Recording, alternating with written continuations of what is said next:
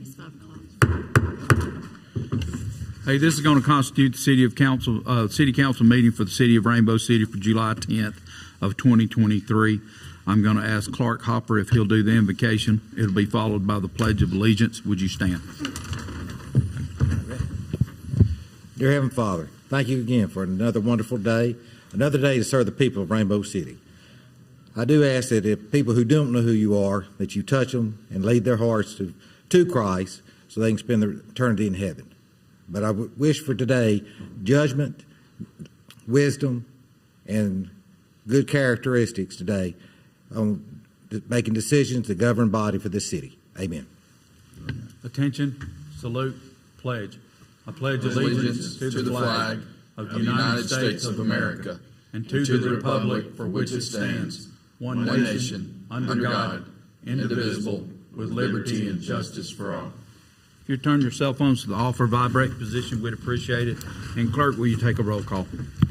Anita Bedwell.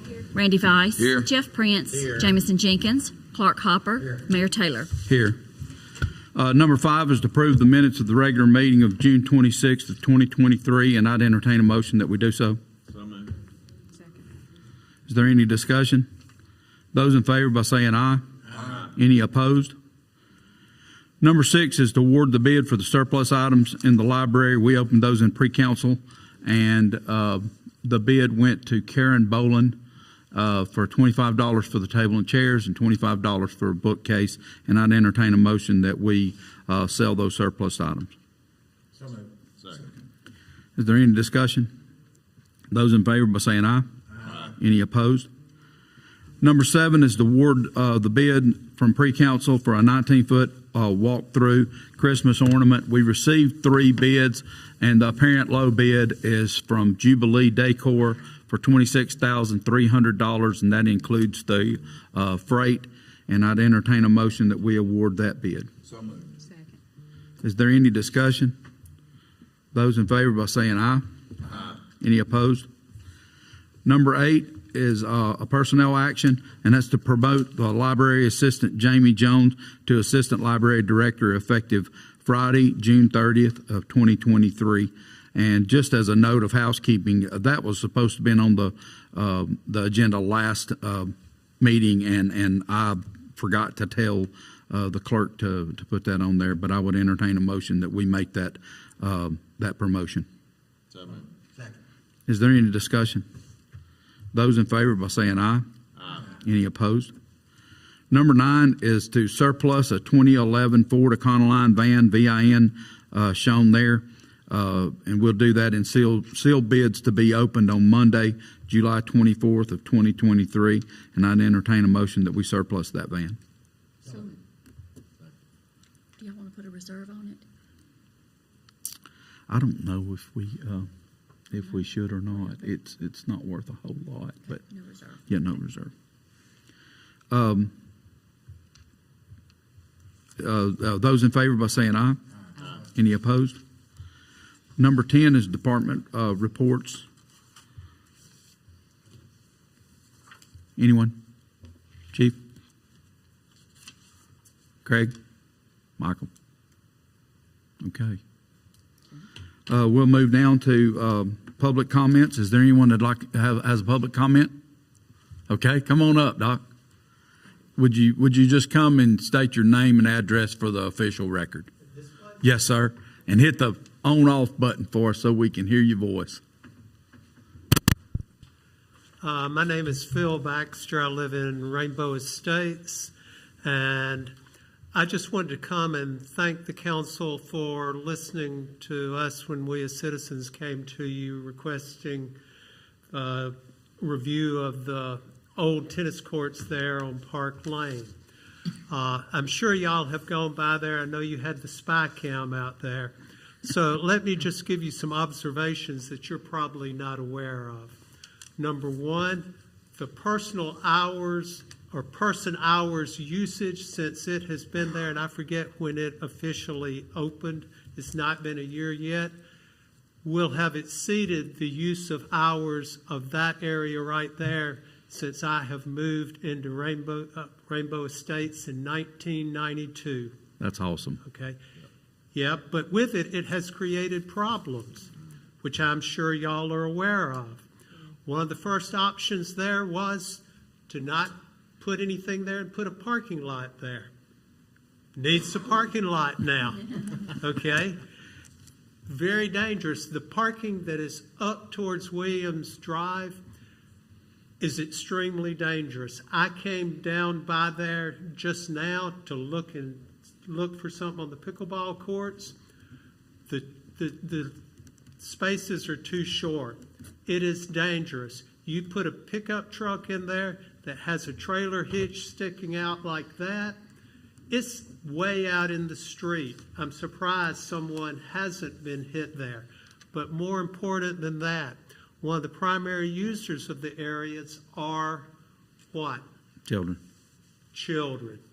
And most of those are brought there by women driving an SUV or a minivan. They are exiting the back of them, opening them up. They're out in the streets. The kids are there running around. Extremely dangerous, okay? I would like to make a recommendation, and I'm really way behind on this, but there's a triangle of property on the backside that Mr. Patel owns. I'm going to write him a letter, okay, and suggest that he consider donating it. Or if that doesn't happen, and Anita, you kind of squinched at that, part of that's useless property in a triangular shape. Can't do anything with it there. But the parking should be moved over there. The parking on Park Lane should either be done away with and incorporated into the park, or else made as some very large parallel parking spaces that today's drivers can get in without parallel parking. Okay, so that's one thing. The other things that have occurred there is, one, the movable nets were a great idea. Okay, that's wonderful, because oftentimes the whole thing is full and there's still people waiting. So I went by there just now because I have not been able to go down there and play, because it seems that there's a horde of young people that monopolize the place. Mr. Prince, I think you probably have noted it driving by there. And I don't know if they are a team or a school team or something like that, but, there's just not any ability to really use it much because it's so limited. So on the sign there, it says, please, I've got it on my phone, something like, please be courteous and allow others. I think you need to put a time limit on there. Half hour, you can play as long as you want to, but when somebody comes there, you can say, I just got here, and you've got 30 minutes, okay? That would help a whole lot. They can rotate back through. You can put a board up there, or you have the little things, you can put them, number them, and have it where that's your line of order there. But that would be a very important thing there. And in your further development, I think something that the city needs to look at, something that we don't really look at when we're looking at these things, but when you look at a square foot usage basis, those pickleball courts knock everything else y'all have invested in out of the park. Okay? They are being used. When I came by there were 6 people on the court right now. Okay? Kind of low for this time of day, actually. I think it's because of the heat. But it goes until 10 o'clock and later at night, and they're packed. But when you look, and I'm not a big team sports person or anything, but when you look at soccer fields, when you look at baseball fields, and you look at how much area is required, how much maintenance is required on them, and how much actual use there is, you got to kind of ignore the parents, the aunts, uncles, grandparents. They're not using it. Okay? It's the kids that are using it. And it becomes pretty dadgum expensive to have, how many people are on the baseball team? 9? Thank you. 9 kids out there, 9 sitting in the bench, for 2 hours, you look at what you've got going on down there in an area that's not near that. I understand that supposedly it draws in people and brings in revenue to the city. I would really look at those metrics and determine if that's an actual fact. City of Gadsden just did something recently, and I've tried to look it up and cannot find any information on it other than something that the mayor said, and is very deceptive in there when he was talking about the Barbarian Challenge. I've gone and looked up everything on it, and the messenger says thousands of people participated. I can't find any evidence of that in the 476 photographs that were posted online. You can't even find any results from it, and I've looked all over the place. So, what is being sold to us, there's a thing called the red pill and the blue pill. And what we're being sold as, generating income, you kind of need to look at that, because to a large part, it's not about generating income. It's actually about the citizens of the area, So that's really all I have to say. And I just want to thank y'all for doing that. It's been a wonderful addition, and hopefully, the parking thing can be resolved and, get it to where it's a little bit easier for people and safer for people down there. Thank you. I'll be honest with you, there was my intent in us going forward and moving into pickleball was that we use it a little bit as a proving ground, Park Street, just to make sure that we were going to have participation. We know that it's through the roof, But so since that time, we started out with just the 2 courts. Now we've gone in and marked them up. So now that we've got 4 there, which we hope that allows for people to be able to access the game a little bit more.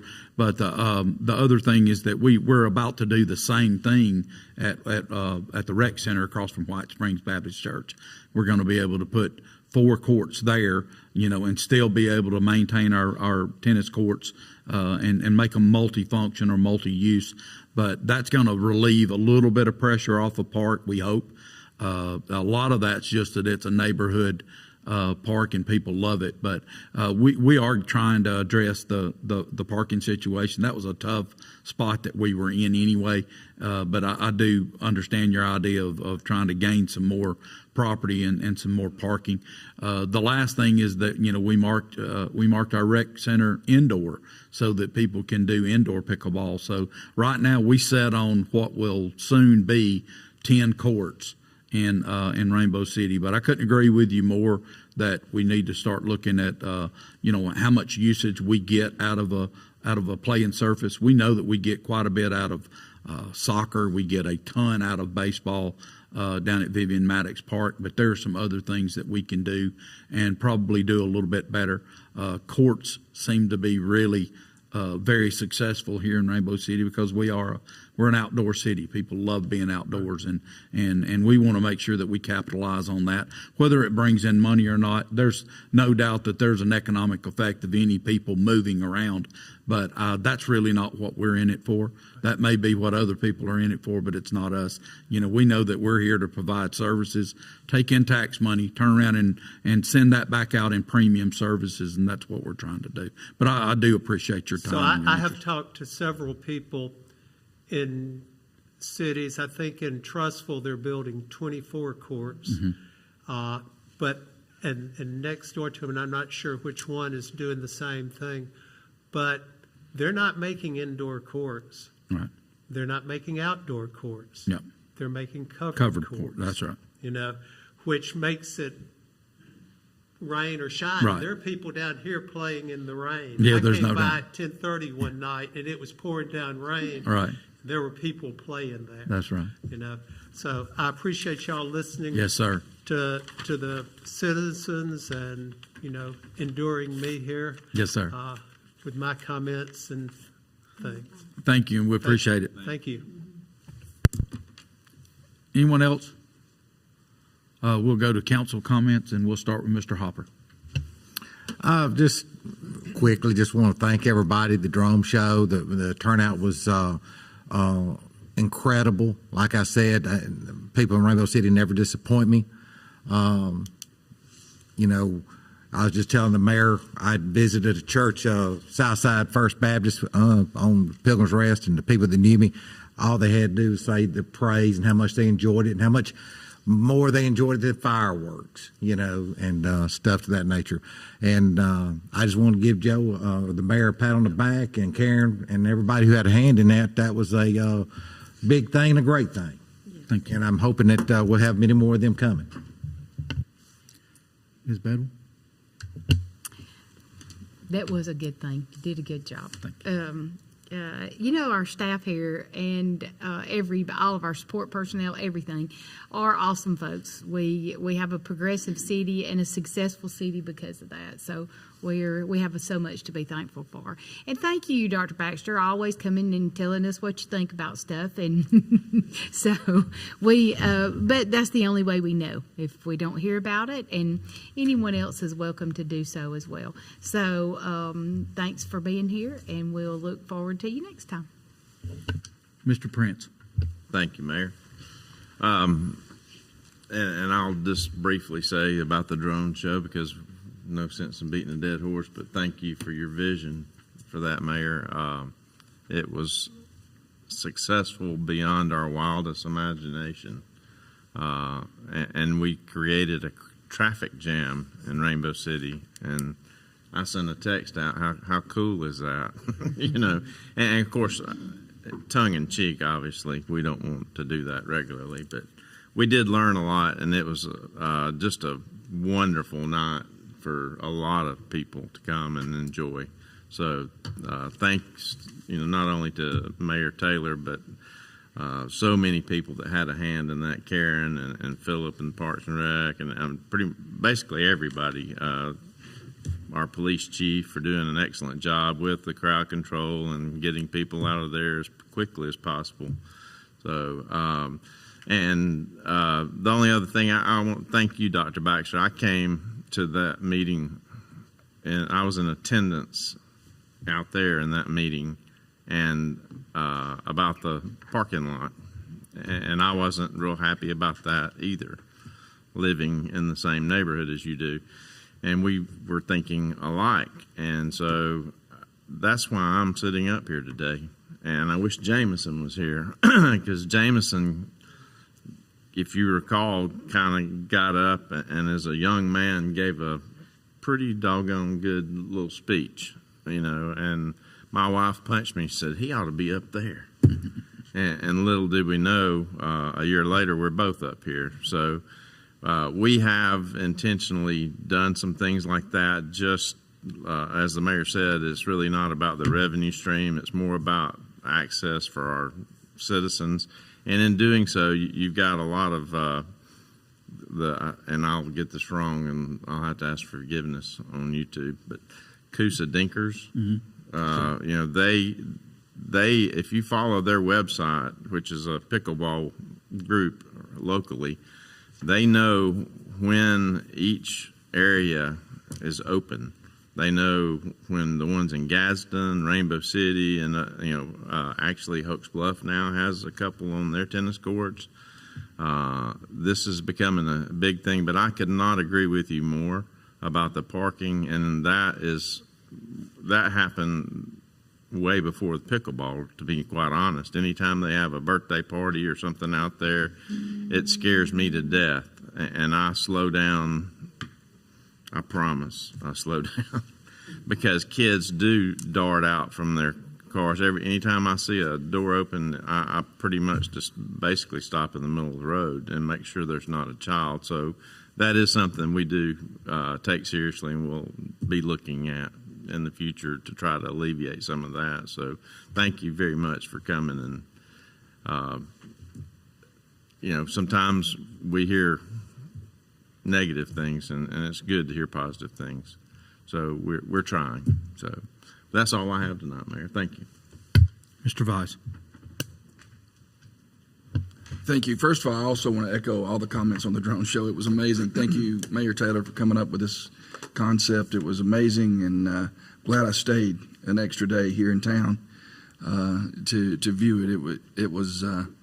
I told my wife on the way home today, when that RBC popped up there first, I'm going like, man alive, this is awesome. And I hope that will be something that we continue to do on a yearly or bi-yearly or whatever basis. It's amazing.